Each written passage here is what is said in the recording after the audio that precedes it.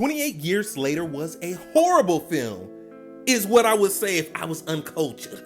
The film was a good return to what we really enjoyed about 28 Days Later. It may just be my opinion, but in 28 Weeks Later, it started turning to more of an action horror adventure.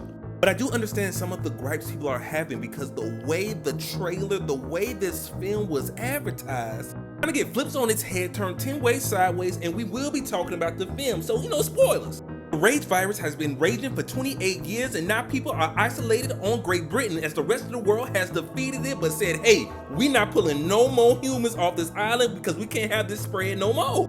People have gone back to living in the olden ways. The story we see is a small community on a small island right off the coast. Shout out to this young man named Spike in the film. He carried it. This was truly his story. We see the whole town rally around him as his dad's taking him out on his first hunt on the mainland.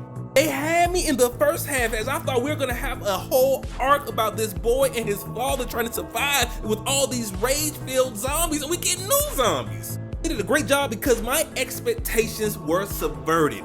When we're introduced to the young boy's mom, we see she's sick, she's having memory issues, sometimes her nose bleeds. And they had my mind wondering, what's wrong, what's wrong? Spike does a silly thing after not understanding what's happening with his mother and finding out that there is possibly a doctor living out there on the mainland. He gets his mom, leaves the comfort of their island to go in search of this man to possibly save her life.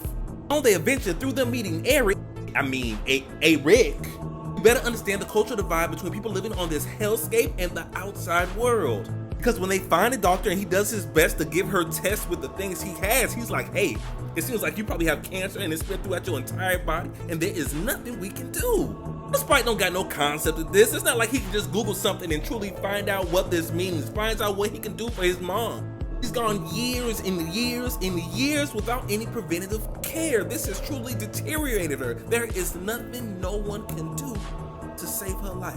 Thus, we get a story of Spike growing to understand the concept of death, understanding that it is something that comes for us all, even when we least expect it. They fit all that in a zombie film. I know it's always weird to call this a zombie film.